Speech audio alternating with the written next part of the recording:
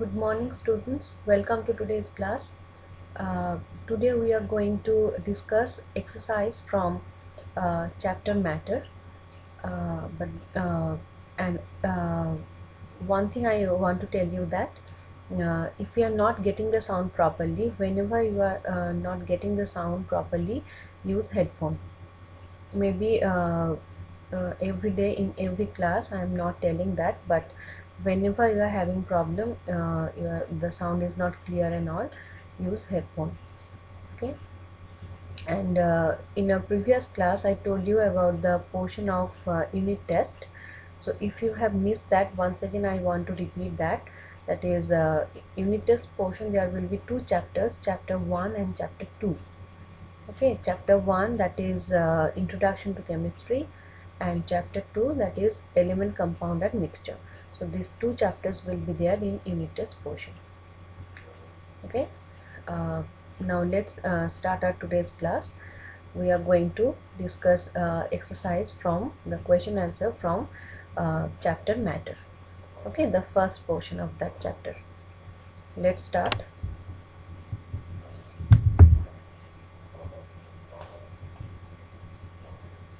See, this question was there. Name the smallest particle from which matter is made up of. So the answer will be atom. The smallest particle from which matter is made up of is called atom. Next, we have to define molecule. So the definition of molecule can be given as: a molecule is the smallest unit of matter which exhibits all the properties of that kind of matter and is capable of independent existence. So molecule is the smallest unit of matter which exhibit all the properties of that kind of matter. Like if the gold is there, then if a molecule of gold is there, then all the properties of gold will be there, present in the molecule of gold. If we take a molecule of iron, then all the properties of iron we can get in that particular molecule of iron. Okay, so uh, though it is the smallest unit of matter, but we can get all the property of that particular matter in that molecule. Okay, and molecule is capable of having independent existence, whereas for in atom we will not get the independent existence of atom, but in molecule we will be getting. Molecule are capable of having independent existence. Okay, they can uh, exist independently. Now here comes the third question: difference between atom and molecule. So one difference we have to say, that is the main difference between atom and molecule is atom usually do not have independent existence, whereas molecules have independent existence. So this difference you can give as the difference of atom and molecule. Many other differences are also there, but the main difference between this atom and molecule is this. Okay, next we have to define question number 4. We have to define intermolecular force of attraction. So all this you will be getting in the study material. See, the definition for intermolecular force of attraction will be: particles of matter are held together by a force of attraction that exists between them. This force is known as intermolecular force of attraction. So particles of matter are held together by a force of attraction that exists between them. So this force is known as intermolecular force of attraction.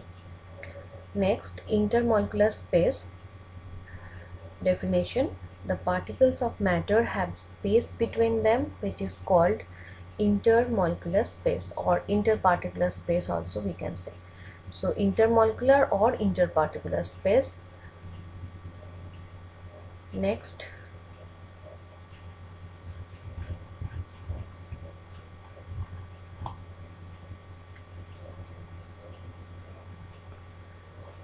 see, this question was there, question number 7. we have to classify the following into solid, liquid and gases. Okay, so this substances, this matter were there, so this we have to classify into this three groups, solid, liquid and gases. So how we will do that? See, solid, common salt, wax, stone, sugar, coal, butter, copper, these are solid. Okay, though wax and butter, if we warm it, both of these two will melt, but generally at room temperature these two are solid, so it will come to this group of solid only. Okay, next, liquid, milk, mercury. Mercury is the it's the liquid metal. Okay, blood, coconut oil, kerosene, these are liquid. And oxygen, LPG gas, carbon dioxide, these are gases. So these three we have to write in this part. Okay, the portion of gas, these three will be there. Next, give reason were there. Okay, question number 8a. So here the question was, liquids and gases can flow but solids do not flow. What is the reason? See, the molecules of liquids and gases, these are far apart. That is, there are more gaps. They have more gaps. Intermolecular force of attraction is very less as compared to solid. Hence, a liquid and gases can flow. As in liquid and gases, these particles or molecules of liquid and gases, these are far apart from each other and they have more gaps between them. Intermolecular force of attraction is very less in them, in liquid and gases. If we compare with solid, then intermolecular force of attraction is very less in liquid and gases, so they can flow. But solids do not flow as gaps in solid molecules is less. As in between the molecules of solid, the gaps are very less and intermolecular force of attraction is very strong, so solids do not flow, but liquids and gases can. Okay, so this is the reason. Next, why gases will fill up the space available to them. Whenever we keep the gas in any container, we keep the gas, it will take up all the gas particles. They will spread all over in the gas, all over in the container, okay, or gas jar. So what is the reason? As in gases, intermolecular force of attraction is least and intermolecular space are very large, so gases can fill up the space available to them. As the force of attraction between them is very less, it is least, so the particles of gases can freely move anywhere. That's why they will fill up the space available to them. Whatever space we are giving them, all the gas particles, they will spread in that space available to them. Okay, that's why they will be taking up the whole container, whole space of the container, and they will spread. Next, why we can walk through air easily. What is the reason? As the molecules of air are far apart, that is, large gaps are there between the molecules of air, so we can walk through air easily. If we are having any obstacle in front of us, then we cannot go through that. Okay, or we will be having some it will not let us go, or it will not let us go through that. So we will face some problem, we will face the obstacle. But as in gas as in air is a kind of gas, we can say. It's a form of state of air is gas, we will say. And as there are large gap between the molecules of air, so through that we will not feel much what we will say, we it will not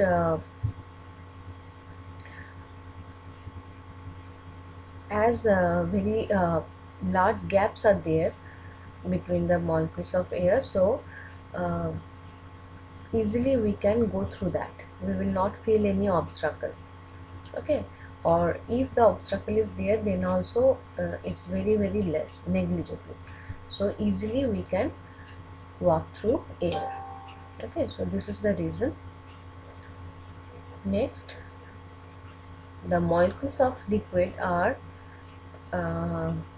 liquids have, the question was liquids have definite volume but no definite shape.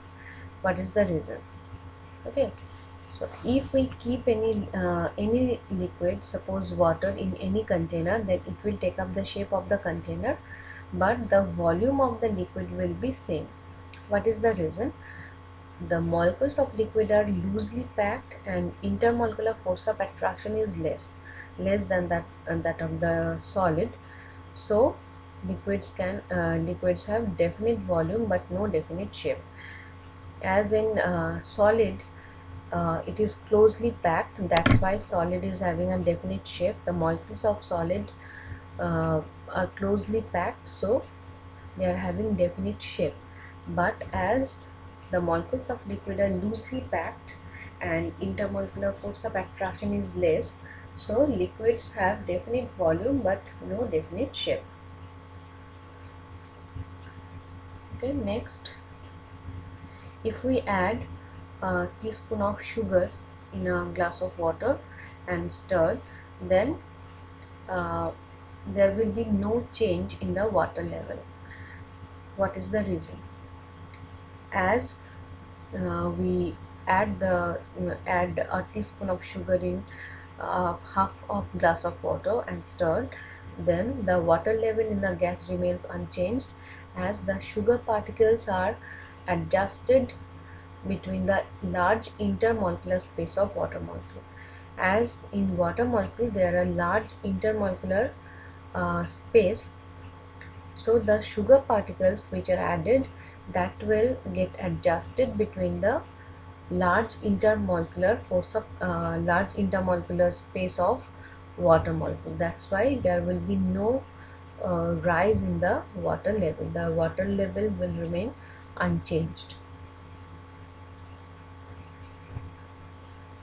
Okay, next, give reason this was there, and then definition of this. Okay, so let's do that.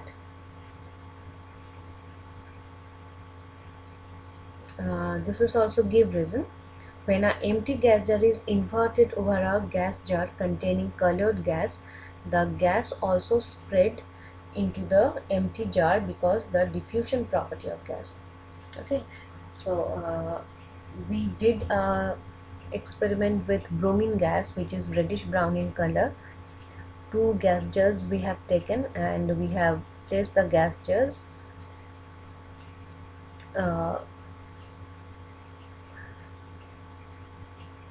so after some time we have kept the bromine gas in a gas jar and another gas jar was empty, that means air was there.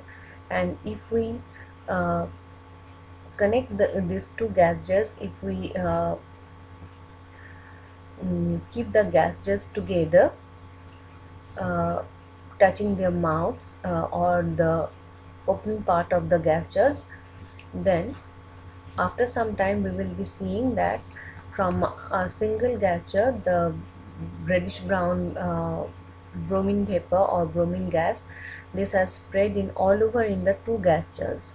Okay, this is because of the diffusion property of gas. So this thing only, because of the diffusion property of gas, the colored gas will spread into the empty jar. Okay, So this is the reason, the diffusion property of gas. Because of this, the colored gas will spread into the empty jar. Next, if we put a red ink in a glass of water, a drop of red ink in a glass of water, slowly we will see the water turns red. What is the reason? This is also the reason, cause of diffusion. This is also because of diffusion. Diffusion we can see in gases as well as in liquids also. So the first case, with the colored gas, this is the diffusion between gas diffusion, air and bromine gas, the diffusion between them. And here the red ink drop and water, this is the liquid diffusion.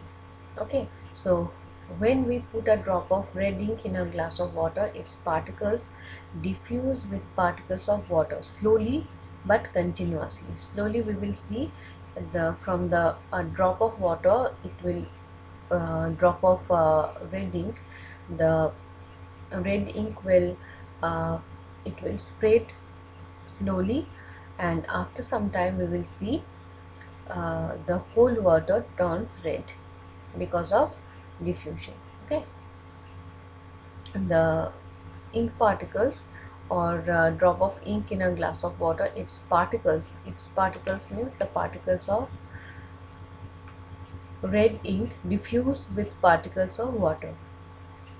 Okay, slowly and continuously, so the water turns red. Next, definition we have to give. Definition of cohesive force: the force of attraction between light particles or molecules is called cohesive force. Just a second, this will be like particles. Okay, the force of attraction between like particles or molecules is called cohesive force. Like same kind of particles of suppose iron, particle of gold, or particle of any other matter. Okay, so like particles or same kind of particles or molecules, between them the the attraction force which will act, that is called cohesive force. Next, diffusion: the phenomenon of intermixing of particles of one kind with another kind is called diffusion. The phenomenon of intermixing of particles of one kind with another kind is called diffusion. Okay, next, Brownian movement: the zigzag motion of particles suspended in a medium is called Brownian movement.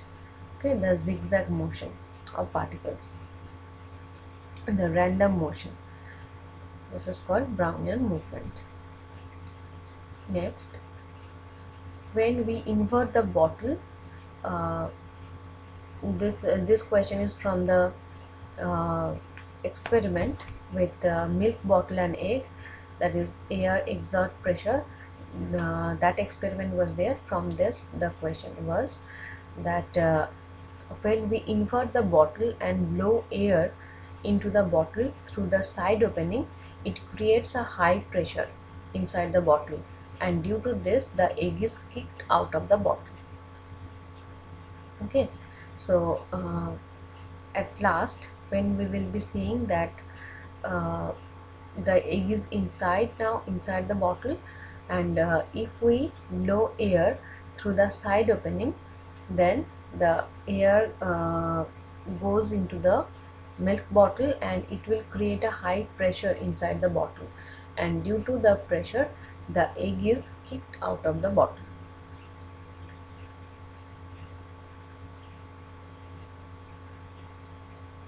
Okay, so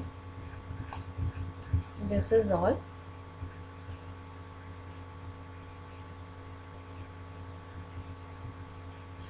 So students, this is all for today. uh, Hope you understood the answers properly, and just go through this, write down the answers in your exercise book, that is 96 pages, I think, that I told you.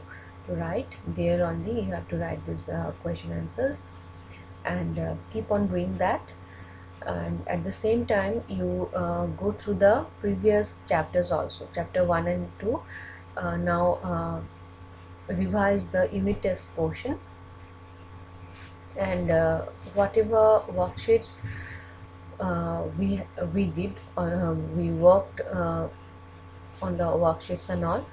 So those question answers you do properly for the revision work and all. For those two chapters, whatever worksheets, whatever question answers were given, that you revise. Okay, so do that, keep on studying. Have a good day. Thank you.